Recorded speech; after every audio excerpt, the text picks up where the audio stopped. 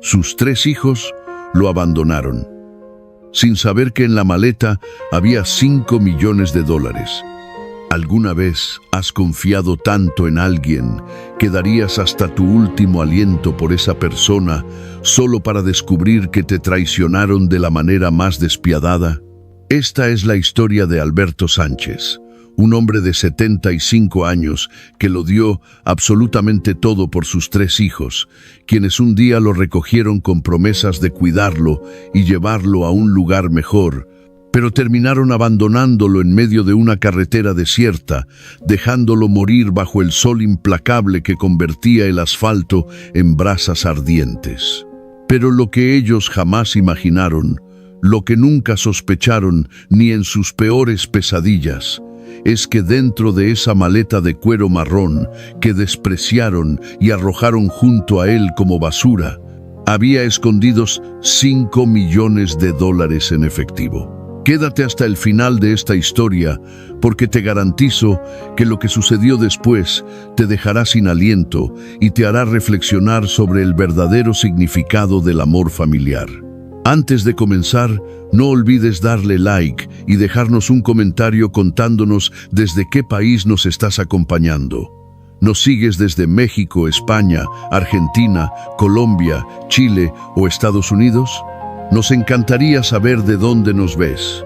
Tu apoyo significa el mundo entero para nosotros y nos ayuda a seguir compartiendo estas historias que tocan las fibras más profundas del corazón. La mañana del 16 de agosto amaneció con un calor sofocante que ya desde las 6 de la mañana prometía ser uno de esos días donde hasta respirar duele. Alberto Sánchez se despertó en su pequeña casa de 2 habitaciones, esa misma casa donde había vivido durante 48 años, desde el día en que la compró junto a su esposa Carmela, que en paz descanse. La luz del sol entraba a través de las persianas viejas y polvorientas, creando rayas doradas sobre el suelo de madera desgastado que crujía con cada paso que daba. Se sentó en el borde de la cama con movimientos lentos y cuidadosos, como lo hacía cada mañana desde que cumplió 70 años. Sus articulaciones protestaban con cada movimiento, especialmente sus rodillas, que le habían dado problemas desde aquel accidente en la construcción hacía 20 años. Pero Alberto era un hombre de costumbres firmes, y a pesar del dolor, se levantaba cada día a la misma hora, se vestía con la misma rutina metódica y enfrentaba el día con la misma dignidad silenciosa que había mantenido toda su vida. Sus manos, grandes y callosas, manos de trabajador que habían construido casas, levantado muros, cargado materiales pesados durante décadas, temblaban ligeramente mientras se abotonaba la camisa beige de algodón que había lavado y planchado él mismo el día anterior. Alberto siempre había sido meticuloso con su apariencia, incluso ahora que vivía solo y apenas salía de casa.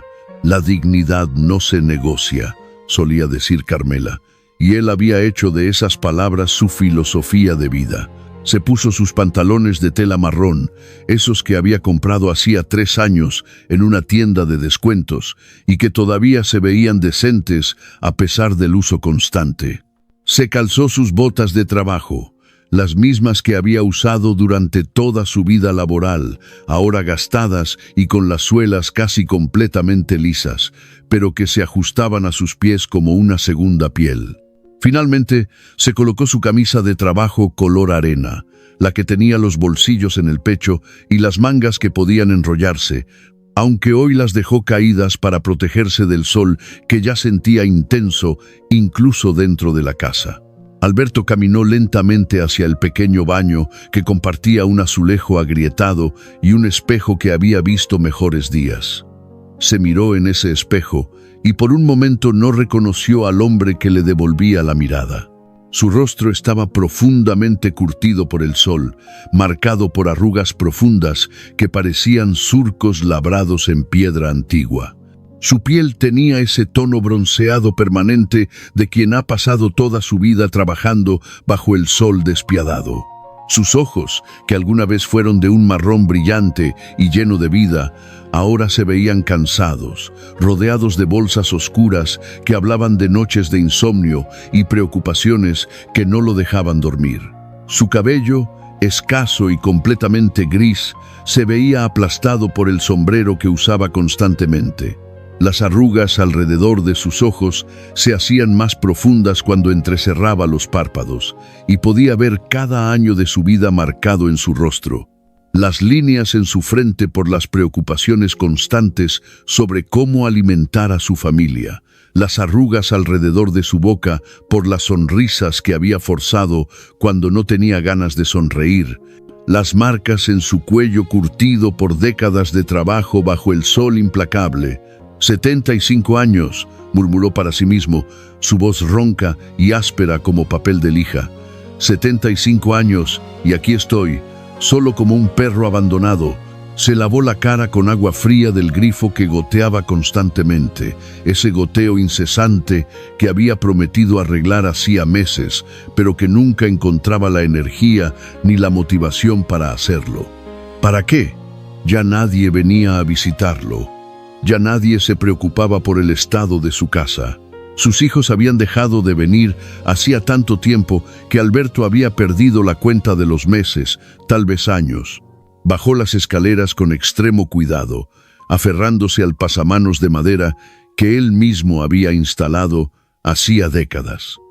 Cuando sus hijos eran pequeños y corrían por estas mismas escaleras sin ningún cuidado, sin ningún miedo a caerse, con esa invencibilidad de la juventud que ahora Alberto solo podía recordar con nostalgia. Cada escalón crujía bajo su peso y cada crujido le recordaba que esta casa, como él, estaba envejeciendo, deteriorándose, acercándose al final de su vida útil. En la cocina, Alberto preparó su desayuno de siempre. Una taza de café negro, sin azúcar porque el médico le había dicho que tenía que cuidar su nivel de azúcar en la sangre, y 2 rebanadas de pan tostado con un poco de margarina. No era gran cosa, pero era suficiente. Había aprendido a vivir con poco, a conformarse con lo mínimo, a no desperdiciar nada. La pensión que recibía del gobierno apenas le alcanzaba para cubrir los gastos básicos, la luz, el agua, la comida más elemental. No había lujos, no había extras, no había placeres. Mientras bebía su café, sentado en la mesa de formica amarilla que había comprado con Carmela cuando se mudaron a esta casa, Alberto no podía dejar de pensar en sus hijos. Leonardo, el mayor, ahora de 52 años, Marcela, la del medio, de 49, y Fernando, el menor, de 46. 3 hijos que él había criado prácticamente solo después de que Carmela muriera de cáncer cuando el menor apenas tenía 12 años. Alberto recordaba con claridad dolorosa cómo había trabajado 2, a veces 3 empleos simultáneamente para poder darles a sus hijos todo lo que necesitaban. Recordaba las madrugadas saliendo de la casa cuando todavía estaba oscuro, trabajando en construcción durante 8 o 10 horas bajo el sol abrasador, y luego yendo directamente a su segundo trabajo en un almacén, descargando camiones hasta altas horas de la noche. Recordaba llegar a casa tan exhausto que apenas podía mantener los ojos abiertos, pero aún así se sentaba con ellos a revisar sus tareas, a preguntarles sobre su día, a asegurarse de que supieran que él estaba allí para ellos, siempre.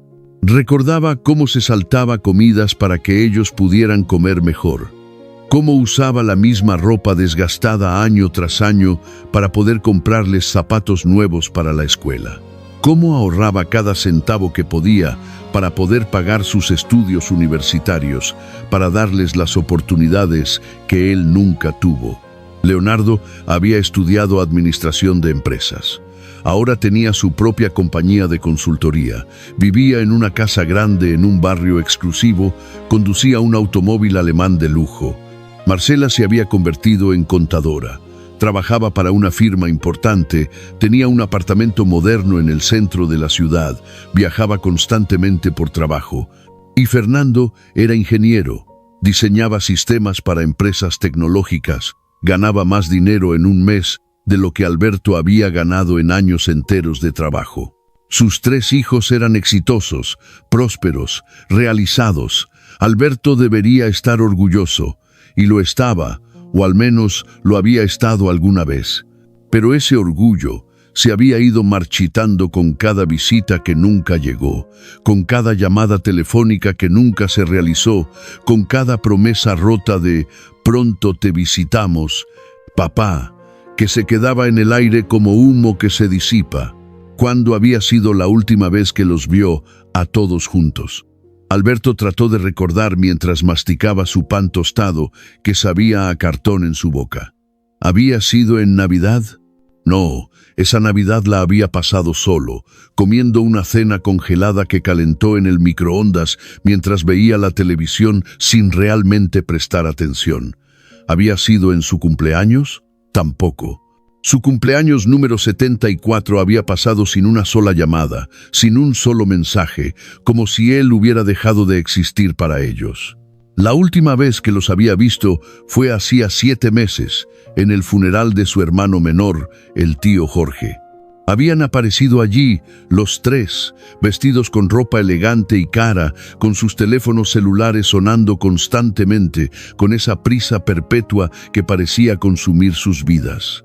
Habían saludado a Alberto rápidamente, un abrazo apresurado, un beso en la mejilla que apenas rozó su piel curtida, y luego se habían ido casi inmediatamente después del servicio, alegando compromisos importantes que no podían posponer. Alberto había intentado llamarlos después de eso. Había marcado el número de Leonardo al menos una vez por semana durante meses. A veces contestaba su nuera, la esposa de Leonardo, con esa voz artificial y falsamente dulce, diciendo que Leonardo estaba en una reunión importante, pero que le devolvería la llamada. La llamada nunca llegaba. Otras veces ni siquiera contestaban, dejando que el teléfono sonara y sonara hasta que saltaba el buzón de voz, y Alberto dejaba mensajes cada vez más desesperados. «Hijo, soy tu padre. Solo quería saber cómo estás. Llámame cuando puedas». Con Marcela era aún peor. Ella ni siquiera fingía cortesía. Las pocas veces que Alberto logró comunicarse con ella, Marcela sonaba irritada, apresurada, molesta por la interrupción. «Papá, estoy trabajando», decía con un suspiro exasperado. «¿Qué necesitas? Es una emergencia». Y cuando Alberto admitía que no, que solo quería escuchar su voz, Marcela encontraba alguna excusa para terminar la llamada en menos de 2 minutos. Fernando al menos respondía sus mensajes de texto, aunque fuera con respuestas de una sola palabra. «Bien, ocupado, después hablamos». Pero después nunca llegaba. Y Alberto había dejado de enviar mensajes porque cada uno sin respuesta era como una pequeña herida en su corazón ya lastimado. El sonido del teléfono fijo sonando lo sobresaltó, sacándolo de sus pensamientos amargos. Alberto se levantó rápidamente, demasiado rápidamente para sus rodillas artríticas, sintiendo una punzada aguda de dolor que le atravesó la pierna derecha. Cojeando ligeramente, llegó al teléfono que colgaba en la pared de la cocina y lo descolgó con manos temblorosas. «Hola», dijo, su voz sonando más ansiosa de lo que pretendía. «Papá, soy Leonardo». La voz de su hijo mayor sonaba seria, profesional, como si estuviera en una llamada de negocios en lugar de hablando con su padre. El corazón de Alberto dio un salto. Su hijo le estaba llamando. Después de meses de silencio, Leonardo finalmente le estaba llamando. «Leonardo, hijo mío, qué alegría escucharte. ¿Cómo estás? ¿Cómo están Isabel y los niños? Hace tanto que no sé nada de ustedes». «Todos bien, papá», interrumpió Leonardo con un tono que claramente indicaba que no tenía interés en una conversación larga. «Escucha, te llamo porque Marcela, Fernando y yo hemos estado hablando sobre tu situación». «¿Mi situación?». Alberto frunció el ceño, confundido. «¿Qué situación?». «Estoy bien, hijo. Un poco solo, tal vez, pero...». «Papá, ya no puedes vivir solo. declaró Leonardo con firmeza, como si estuviera haciendo una presentación a un cliente. Tienes 75 años, la casa está cayéndose a pedazos. El vecino, el señor Ramírez, nos llamó hace 2 semanas preocupado porque te vio tambaleándote en el jardín. Dijo que parecía que estabas a punto de desmayarte. Alberto recordaba ese día. Había estado podando los arbustos del frente bajo el sol del mediodía, algo que probablemente no debería haber estado haciendo a esa hora. Se había mareado por un momento, había tenido que apoyarse en el muro de ladrillo para recuperar el equilibrio. Pero no había sido nada grave, solo un momento pasajero. Fue solo un mareo momentáneo, protestó Alberto. Hacía mucho calor ese día y olvidé ponerme mi sombrero. No significa que... Significa que necesitas supervisión constante, interrumpió Leonardo nuevamente. Por eso hemos tomado una decisión. Marcela encontró un centro de atención para adultos mayores. Un lugar muy bueno, papá. Tiene enfermeras las 24 horas, comidas incluidas, actividades recreativas. Estarás mucho mejor allí que solo en esa casa vieja. Un centro de atención para adultos mayores. Las palabras cayeron sobre Alberto como piedras pesadas. No estaban hablando de que viniera a vivir con alguno de ellos. No estaban hablando de turnarse para cuidarlo. Estaban hablando de encerrarlo en un asilo. Pero esta es mi casa, dijo Alberto, sintiendo cómo su voz se quebraba a pesar de sus esfuerzos por mantenerla firme. Esta es la casa que compré con tu madre. Aquí naciste tú. Aquí crecieron tus hermanos. Aquí están todos mis recuerdos de Carmela, de cuando eran niños, de... Papá, tienes que ser práctico, dijo Leonardo con impaciencia. No puedes dejarte llevar por el sentimentalismo. La realidad es que ya no puedes cuidarte solo, y ninguno de nosotros tiene tiempo ni espacio para que vengas a vivir con nosotros. Isabel y yo apenas tenemos espacio en nuestra casa con los niños. Marcela vive en un apartamento de una habitación. ¿Y Fernando? Bueno, Fernando acaba de divorciarse y está viviendo temporalmente en un apartamento pequeño. No estoy pidiendo vivir con ustedes, dijo Alberto, sintiendo cómo las lágrimas comenzaban a formarse en sus ojos, pero peleando ferozmente contra ellas. Solo estoy diciendo que puedo quedarme aquí, en mi propia casa. Puedo cuidarme. He estado cuidándome durante 7 años desde que su madre murió. Ya no puedes, papá, y eso es final. La voz de Leonardo tenía ese tono de autoridad que no admitía discusión. Pasaremos a recogerte mañana a las 8 de la mañana. Empaca lo esencial, ropa para una semana, artículos de higiene personal, cualquier medicamento que estés tomando. No traigas muchas cosas, porque el espacio en esos lugares es limitado. Leonardo, por favor, podemos hablar de esto, comenzó Alberto. Pero su hijo ya había seguido hablando como si no lo hubiera escuchado. Marcela ya hizo todos los arreglos, firmó los papeles, pagó el depósito inicial. Los 3 vamos a dividir el costo mensual del lugar entre nosotros. Es bastante caro, pero es lo correcto. Después de todo lo que hiciste por nosotros, es lo mínimo que podemos hacer. Alberto quería gritar. Quería decirle a su hijo que lo correcto habría sido visitarlo de vez en cuando, habría sido llamarlo al menos una vez por semana, habría sido incluirlo en sus vidas en lugar de desecharlo como un objeto viejo que ya no servía. Pero no dijo nada de eso. Nunca había sido bueno expresando sus sentimientos. Nunca había sabido cómo pedir lo que realmente necesitaba. ¿Puedo al menos pensar en esto?, preguntó con voz débil. ¿Puedo al menos ver el lugar primero antes de tomar una decisión? No hay nada que pensar, papá, respondió Leonardo con finalidad. Es la mejor decisión para todos. Nos vemos mañana a las 8. Puntualmente, por favor. Tengo una reunión importante a las 10 y no puedo llegar tarde. Y con eso, la línea se cortó. Alberto se quedó de pie en su cocina, sosteniendo el teléfono contra su oreja, como si todavía pudiera escuchar la voz de su hijo, como si todavía hubiera algo más que decir. Lentamente, muy lentamente, colgó el teléfono y se dejó caer en la silla más cercana. Durante varios minutos, Alberto simplemente se sentó allí, mirando fijamente al vacío, procesando lo que acababa de suceder. Sus hijos habían decidido su futuro sin consultarlo. Habían decidido dónde viviría, cómo pasaría sus últimos años, todo sin pedirle su opinión, sin considerar sus sentimientos, sin preguntarle qué quería él. Las lágrimas que había estado conteniendo finalmente comenzaron a rodar por sus mejillas curtidas, dejando rastros húmedos en su piel arrugada. No eran lágrimas ruidosas ni dramáticas. Eran lágrimas silenciosas de un hombre que había pasado su vida siendo fuerte, siendo el pilar de su familia, pero que ahora se sentía completamente impotente y desechado. Carmela susurró hacia el techo, como si su esposa muerta pudiera escucharlo. «Carmela, amor mío, ¿qué hice mal? ¿Dónde fallé con nuestros hijos? Traté de darles todo, de enseñarles a ser buenas personas, a ser agradecidos, a valorar a la familia.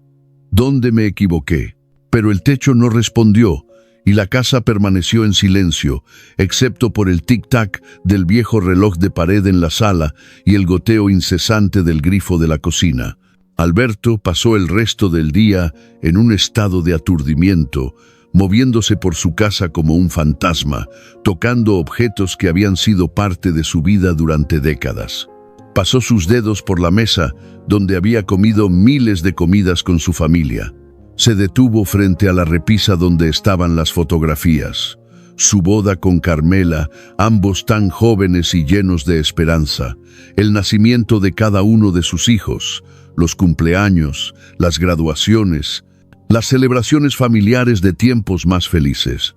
En una fotografía en particular, todos estaban juntos en el jardín trasero durante un día de campo.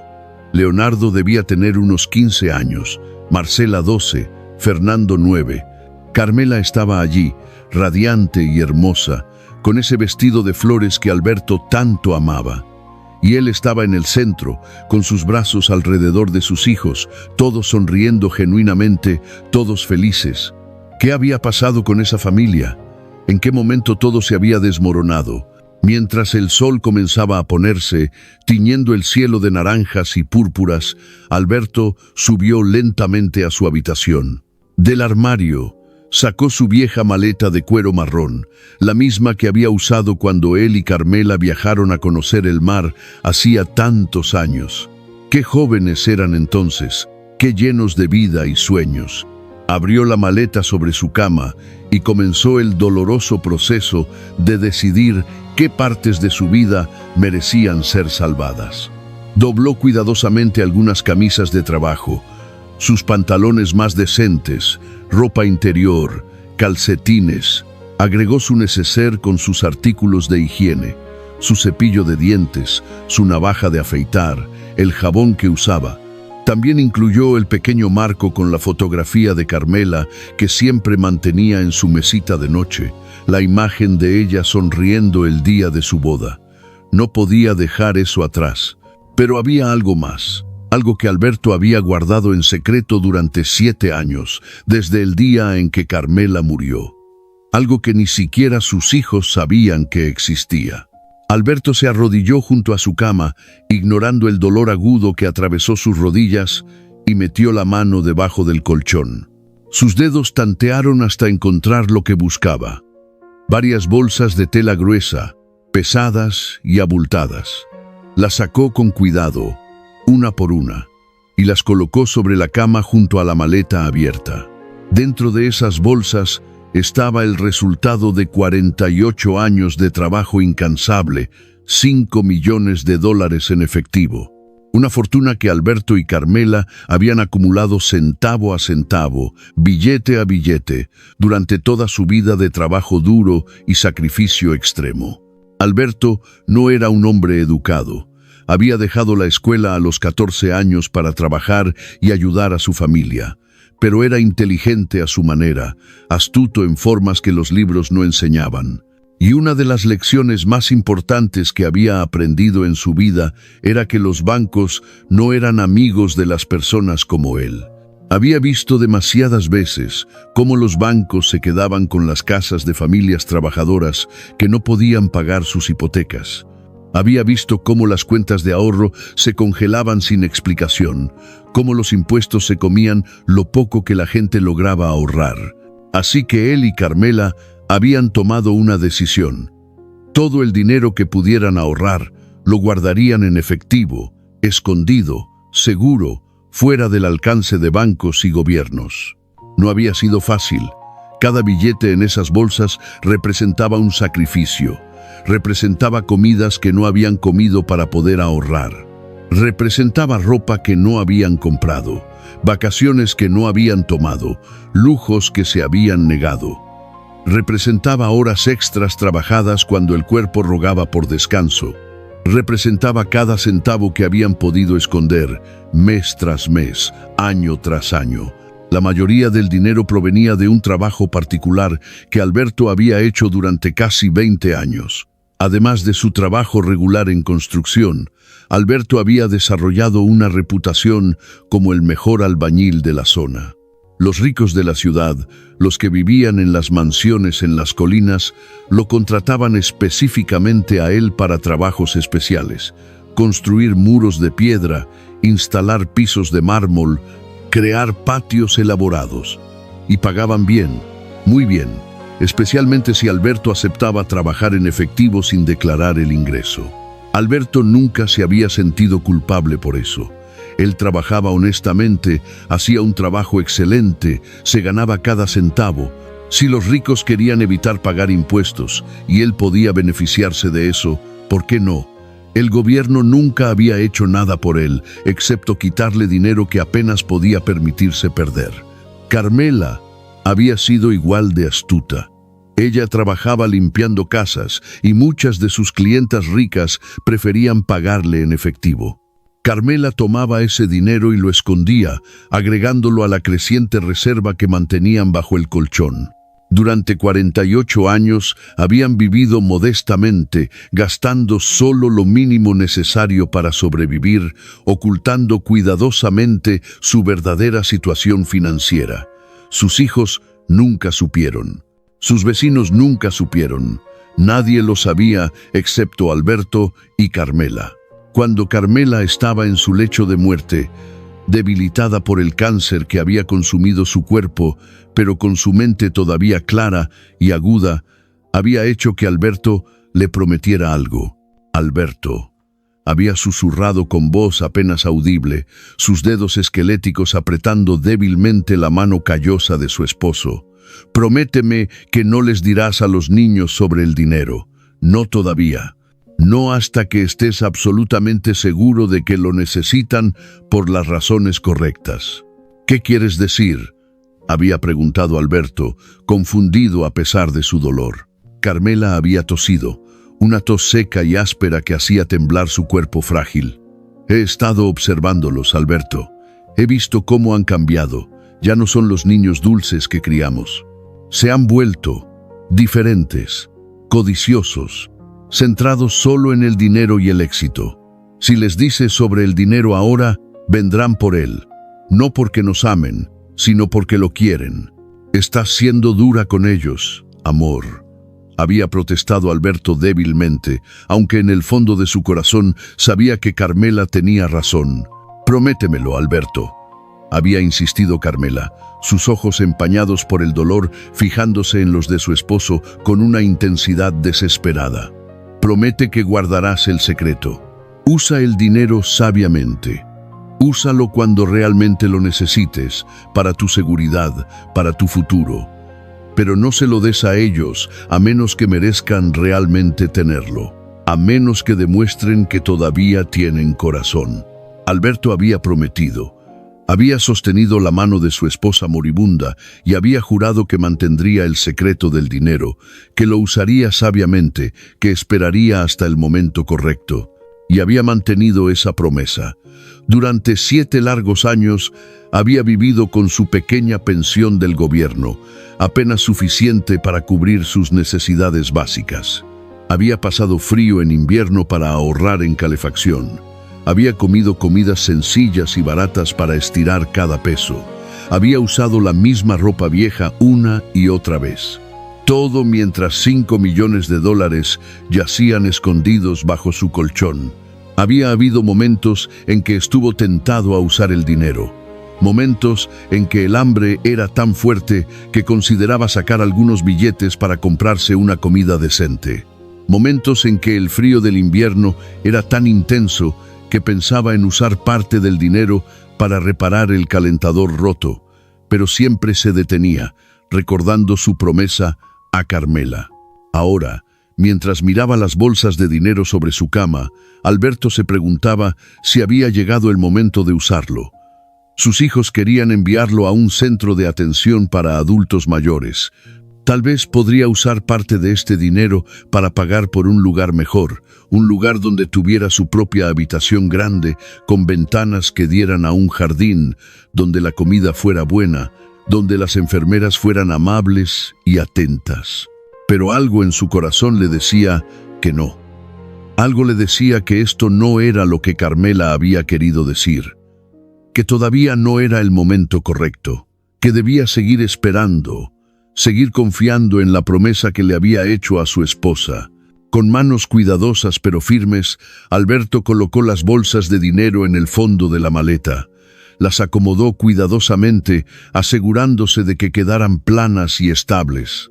Luego colocó su ropa encima, cubriéndolas completamente, asegurándose de que no fueran visibles. Cerró la maleta y la dejó junto a la puerta de su habitación. Esa noche, Alberto apenas durmió. Se quedó despierto en la oscuridad, escuchando los sonidos familiares de su casa. El crujido de las vigas viejas cuando la casa se asentaba, el zumbido distante del refrigerador en la cocina, el ocasional ladrido de un perro en el vecindario. Estos eran los sonidos que lo habían acompañado durante casi 50 años, los sonidos que pronto serían reemplazados por los pitidos de máquinas médicas, las conversaciones de enfermeras y los gemidos de otros ancianos en un lugar que nunca sería realmente su hogar. Pensó en Carmela y en cómo ella habría manejado esta situación. Carmela siempre había sido más fuerte que él emocionalmente, más capaz de defender lo que quería, de poner límites claros. Si ella estuviera viva, nunca habría permitido que sus hijos los trataran así. Habría peleado, habría gritado si fuera necesario, habría hecho que entendieran que ellos no podían simplemente tomar decisiones sobre la vida de sus padres sin consultarlos. Pero Carmela no estaba aquí, y Alberto nunca había sido bueno peleando, especialmente no con sus hijos. Toda su vida había tratado de ser un padre amable, comprensivo, dispuesto a dar todo sin pedir nada a cambio. Y ahora estaba pagando el precio de esa bondad con el abandono y la indiferencia. Las lágrimas volvieron a caer por sus mejillas en la oscuridad de su habitación. Lloró por la vida que estaba dejando atrás, por la casa que había sido su hogar durante tantos años, por los recuerdos de Carmela que quedarían encerrados entre estas paredes. Pero sobre todo, lloró por sus hijos, por el amor que les había dado incondicionalmente y que nunca había sido correspondido de la misma manera. Cuando finalmente llegó el amanecer del 17 de agosto, Alberto se levantó con los ojos hinchados y rojos, pero con una determinación renovada. Si sus hijos habían decidido que este era su camino, entonces lo recorrería con dignidad.